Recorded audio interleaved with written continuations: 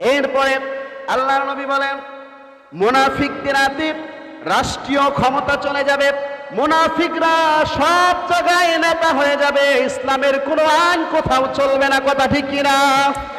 মুনাফিকদের আগে, মুনাফিকদের কাছে প্রত্যেকটা জায়গায় জায়গায় ক্ষমতা চলে যাবে। এখন দেখেন সমাজের যেই নেতাগুলো আছে, কয়জন পাঁচ ওয়াক্ত নামাজি, কয়জন সুদখোর ছাড়া, কয়জন চিটারি বাটপারি করা ছাড়া আছে। আল্লাহ নবী বলেন, মুনাফিকদের হাতে যখন ক্ষমতা চলে যাবে, সমাজের অধঃপতন চলে আসবে, কারণ কাফেরের চাইতেও মুনাফিক খারাপ। আল্লাহ পাক বলেন, ইন্নাল মুনাফিকিনা ফিদ দারকিল আসফালি মিনান নার। জুড়ে বলি আল্লাহু আকবার।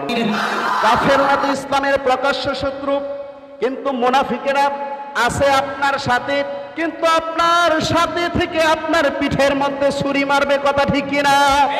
সামনের শত্রু যদি ভালো শত্রু, কারণ সামনে দিয়ে আসলে আপনি প্রতিহত করতে পারবেন, কিন্তু পিছনে আপনার সাথে থেকেই যদি কেউ আপনার পিছনে ছুরি মারে, তাহলে বলুন তো ওর চাইতে বড় শত্রু আর কেউ আছে কিনা?